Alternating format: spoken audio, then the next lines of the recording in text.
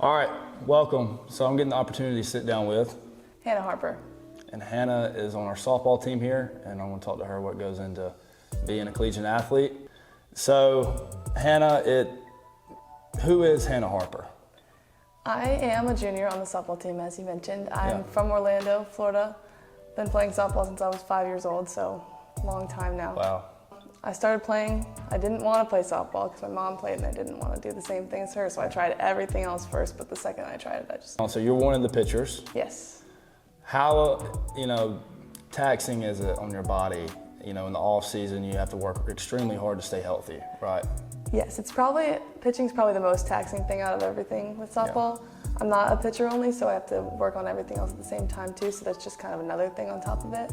And pitching is one of those things that you have to keep up with or you're gonna slip, Let's talk about the team. Mm-hmm. So you guys are off to a pretty good start. Yeah. What is something y'all have built on? What is something y'all focused on? What is there to look forward to? Yeah, so this is the best start that we've had since I've been here, since my freshman year, so that's awesome. We're first in the conference right now. Yeah. Super exciting. I'd say that the thing that we focus on the most is doing the little things right. That's something that we harp on every single day, and that's something that we also have to build on. But the small things, like getting your bunts down, hitting your spots, those types of things.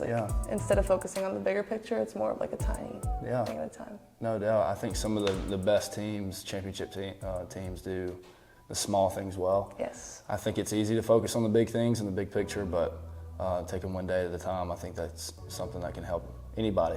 Conference play, so with softball, how does that work in the postseason? So I mentioned this in the last video, but football, you obviously have 5 games. Mm-hmm. It's a bracket. So how does it work for softball in the postseason to get to a national championship? Yeah, so the GSC has, I want to say 12 teams now, maybe 11.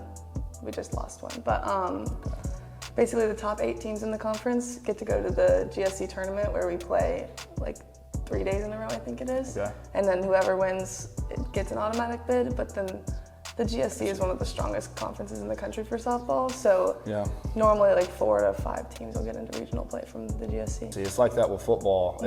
It's the strongest conference and has been since I've been here. Mm-hmm.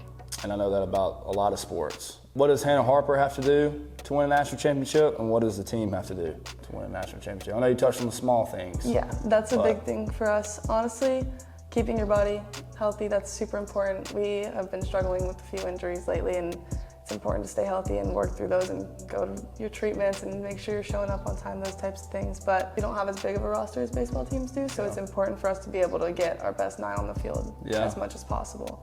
My last question would be, if there is a girl that was in your shoes, that say it's a high schooler, a younger girl, what would you tell them how to get to where you're at? I always tell everybody that asks me this question just to trust your preparation. If you work hard and you put in the work, then you should trust that you're going to get where you want to go. Appreciate you coming in. Thank you. Yep. And this was Hannah Harper, and go Argos. Go Argos.